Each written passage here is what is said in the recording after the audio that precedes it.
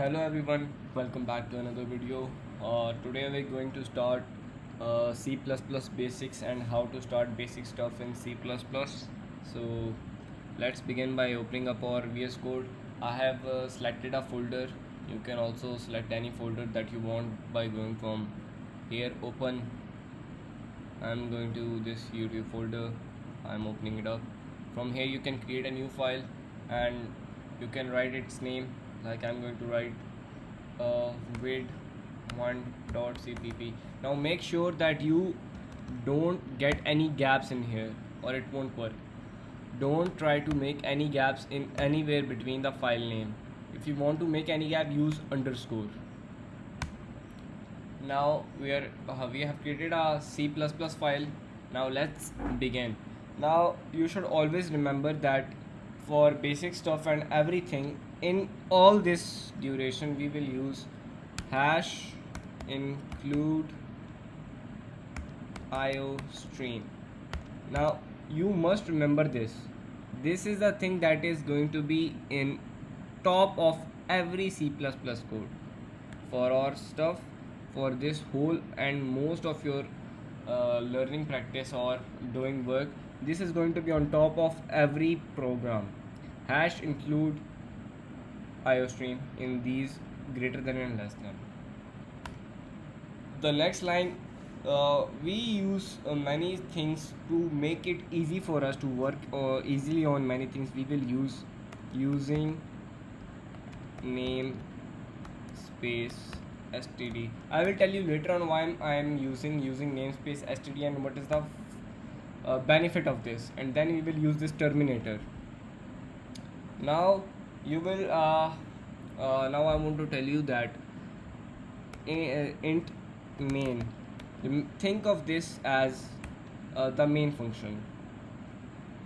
Main function would be int main, where everything whatever we do will happen in int main. Now after writing int main, we will write this small brackets. We will use these small brackets inside the int main, and these would be mostly empty. These brackets would be mostly empty, these small brackets. Then we would use these curly brackets. Whatever we want to write, whatever we want to do, this would happen inside these curly brackets.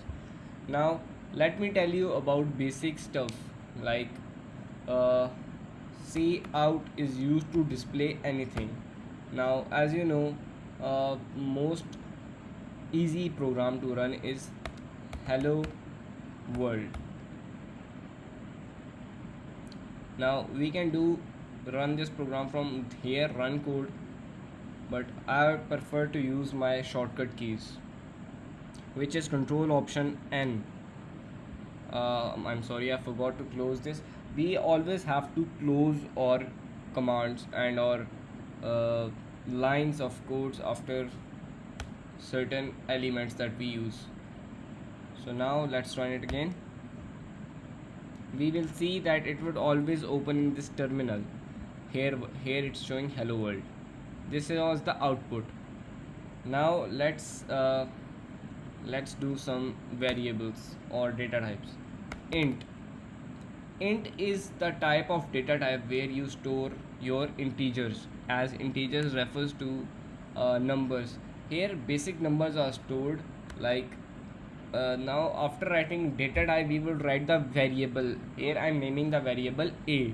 Int a means there is a variable a which would store data of type integer. E equals to would assign the value, whatever value we want to give to this data type integer a. This variable a would be assigned value of 5. Now we have to close this with terminator, because we have done an operation, and after every operation we have to close this statement. Int a, this int a means that value 5 was assigned to a variable a which was of the type integer. Now we can also use cout a. Remember, whenever we want to display text, we would use these double colons, and whenever you want to display variables, we would use this simply the variable name. Now let's run it. I want to not show this so that it remains hidden.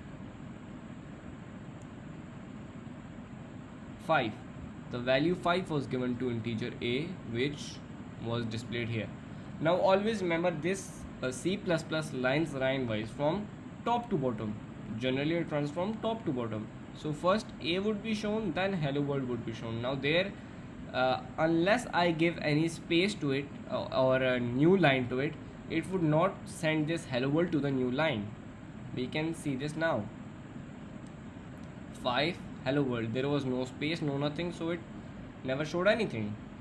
Now let me tell you how to give the most easiest way to give a new line is doing this operator and L. And L means giving end line, so this line is ended. Now this will start from a new line. Now what I prefer the most when I write in double columns, I use this is my most preferred method. New line begins here.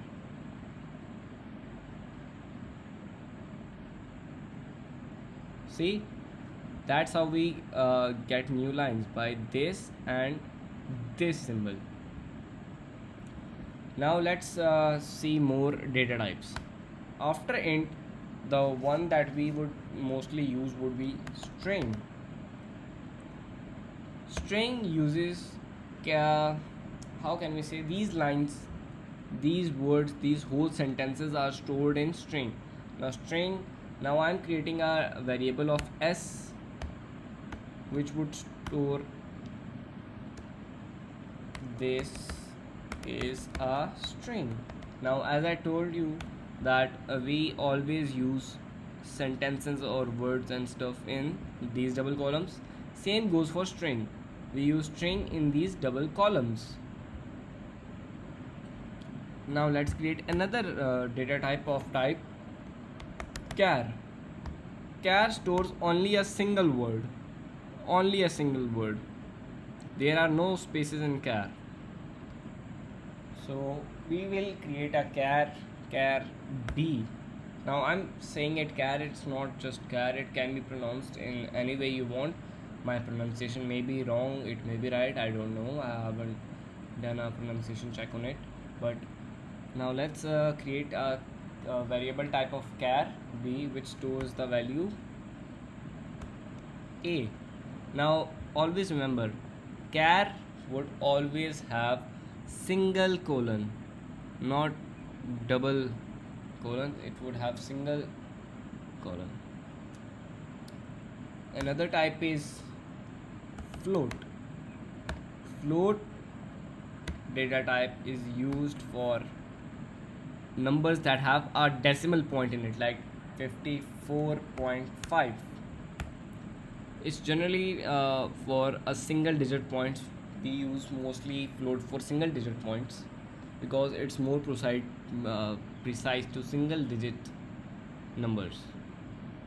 Now next is double. Double is used for the type of numbers that has more precision. Like if I type double CD equals to 245.90809.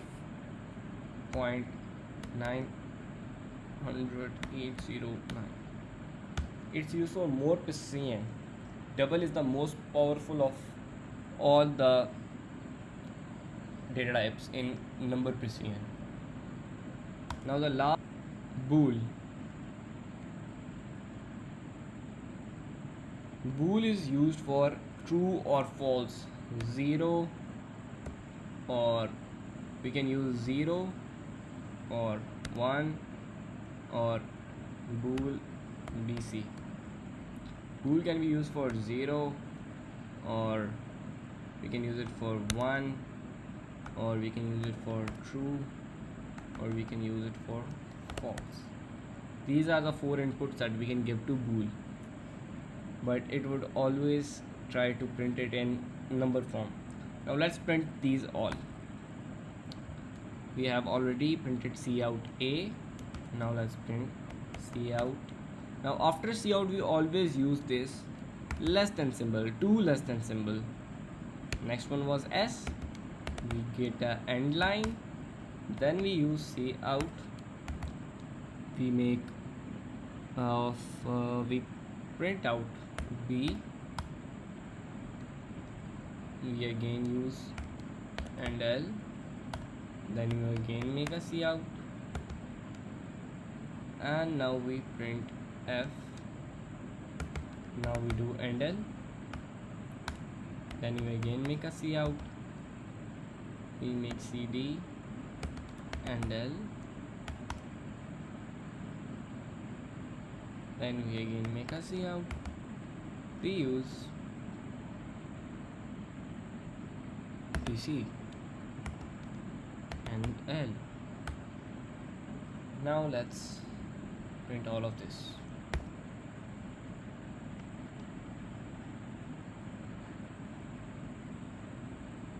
As you see, this here is 0, false is 0. Now if I were to print true in here, it would be 1.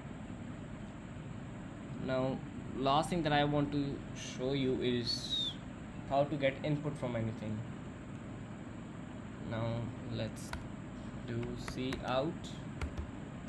First let's use a int b. Now I only declared the variable rather than giving it any value. I am only declaring the variable int pad. Let's do it into pad. I'm only declaring the variable, not assigning it any value. It's gonna be like this unless I initialize and give it any value. Now let's do cout. Enter a number and line. Now let's do cin is used for input. Cin is used for input, and after cin we use do less than for cout.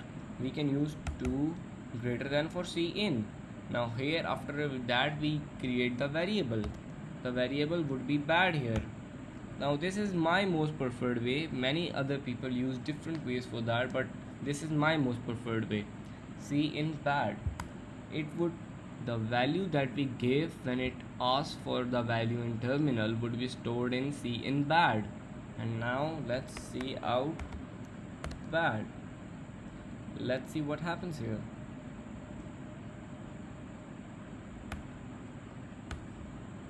Now let's run the program. New line begins here. Enter a number. Let's enter 52. It printed out 52. So I will give you a last thing before we end this video. It is, we can use a different way to display output as some things that we need to output with variables and certain predefined text. Like I use this cout, we use two double exclamation marks. So it is cout, you entered the number. Now this is going to be the number that we have entered. So after double exclamation marks we would add these two double exclamation marks, and we can do it as many times as we want. We can also do this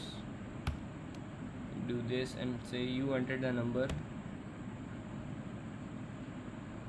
This was your entered number.